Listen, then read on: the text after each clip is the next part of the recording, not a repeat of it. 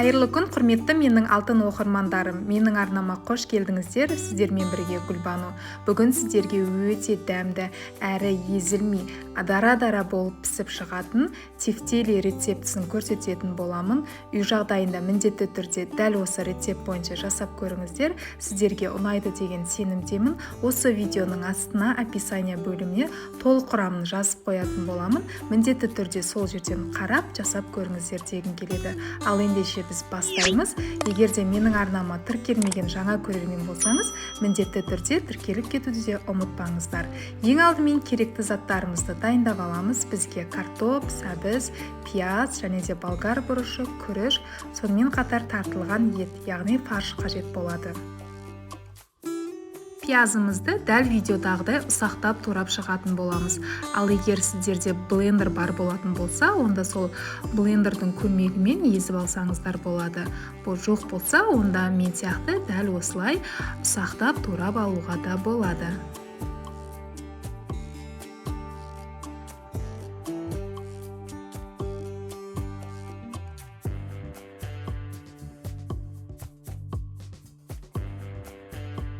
Пиязымызды турап алдық, ал ендігі кезекте сәбізімізді өз қалауларыңыз бойынша турап алсаңыздар болады. Мен ортасынан бөліп, осылай кубиктап 4 бұрышты етіп турап алдым.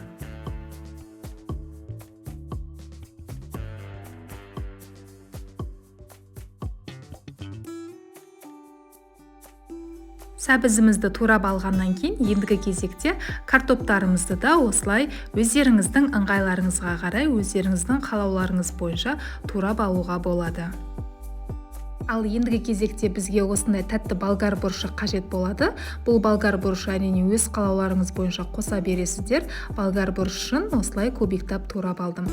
Барлық керекті заттарымызды алдын ала турап дайындап алғаннан кейін қызып тұрған майымызға пиязымызды салып, қызарғанша, яғни сары түске енгенше қуырып алатын боламыз. Пияздарымызды барынша сарғайтып, қызартып, қуырып алған дұрыс, сонда біздің тамағымыз өте дәмді болып шығады. Мінекей менің пиязым осылай сарғыш түске еніп, әдемі қуырылды. Енді осының үстіне жаңағы дайындап алған, турап алған сәбізіміз бен болгар бұрышын салып, 3-4 минут аралығында қуырып алатын боламыз. Бұл тағамды мен өте жиі жасауға тырысамын, өйткені бұл тағам менің отбасыма және балаларыма қатты ұнайды. Көріп тұрғандарыңыздай жасалу жолы да оңай әрі дәмді тағамдардың бірі. Міндетті түрде жасауға кеңес беремін. Сәбізіміз бен болгар бұрышын қуырып алғаннан кейін оның үстіне турап алған картоптарымызды саламыз, және де помидор бар болса помидор қосуға болады, ал егер жоқ болса осылай бір ас қасық томатымызды салып қуырып алатын боламыз. 3 немесе 4 минут аралығында жақсылап қуырып алатын боламыз.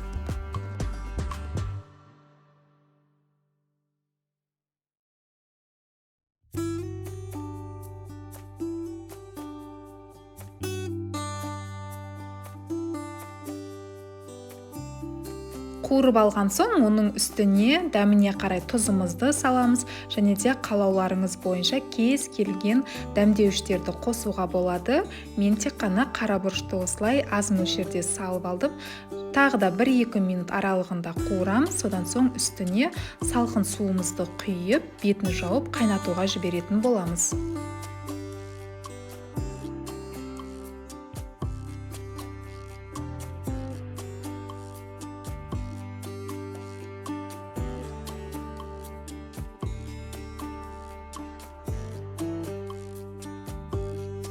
Біздің тефтелидің сорпасы қайнап пісіп дайын болам дегенше, біз тефтелидің өзін дайындайтын боламыз. Ол үшін ең алдымен пиязымызды осылай ұсақтап турап алатын боламыз.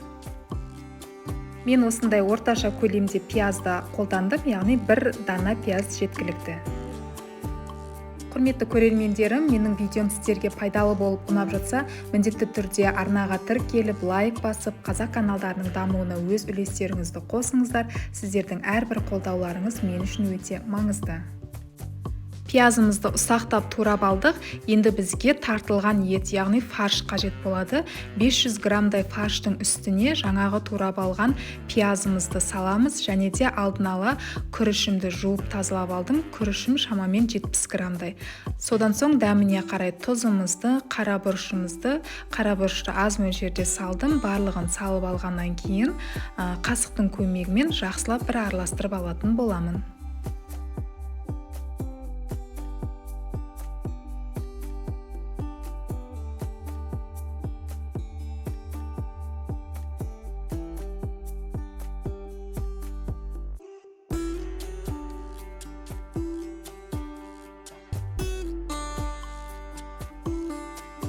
Тефтелидің құпиясы дәл осылай қолдың көмегімен лақтырып тұрып жасау керек. Сонда біздің тефтелилерді, яғни сорпаға салған кезде ажырап кетпей, езілмей, дара-дара болып, әдемі болып пісіп шығатын болады. Содан соң қолымыздың көмегімен қалаған пішінде, яғни өздеріңізге қалаған пішінде жасап аласыздар. Осылай дөңгелек формаға келтіріп алдым мен.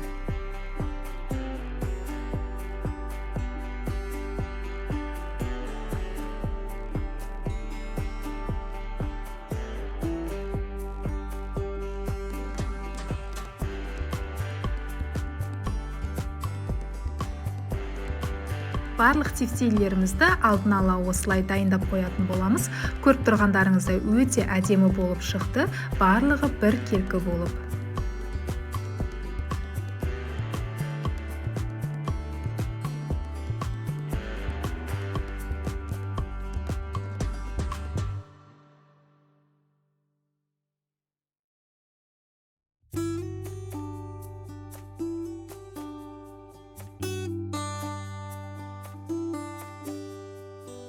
Осымен біздің тефтелилерімізді алдын ала дайындап қойдым. Бұл жерде менде 18 ұштық тефтели шықты. Енді осы тефтелиімізді қайнап тұрған сорпамызға, біздің сорпамыз қайнап дайын болды. Міндетті түрде қатты қайнап тұруы керек. Қайнап тұрған сорпаның үстіне барлық тефтелилерімізді салып, 20 минут аралығында пісіріп алатын боламыз. Біздің сорпамыз, яғни картошка, сәбізі барлығы пісіп тұруы керек. Осылай піскеннен кейін ғана барып, қатты отқа қоясыздар. Сорпамыз қатты қайнап тұруы керек. Соның үстіне жаңағы дайындап алған тефтелилердің барлығын салып, тағы да 20 минут аралығында қайнатып шығатын боламыз. Біздің фаршымызбен, яғни арасы күріш қосқандықтан тез піседі, сондықтан 20 минут уақыт аралығы жеткілікті. Мінекей, осымен біздің тефтели сорпамыз дайын болып шықты. Өте керемет, дәмді болып шыққан, және де көріп тұрғандарыңыздай езілмей, дара-дара болып пісіп шықты. Міндетті түрде дәл осы рецептпен жасап көріңіздер, сіздерге ұнайды деген сенімдемін. Дайын болған тефтели сорпамызды жақындарымызға, балаларымызға құйып, ыдысымызға салып, ұсына берсек болады. Өздеріңізге ұнаған аскөктерді салып ұсына берсеңіз болады. Өте дәмді әрі өте әдемі көрінетін болады. Назарларыңызға үлкен рахмет, құрметті көрермендерім. Сіздермен болған Гүлбану. Келесі видеоларда кездескенше міндетті түрде маған қолдау ретінде арнаға тіркеліп, лайк басып, пікір қалдыруды ұмытпаңыздар. Барлықтарыңызға ас болсын.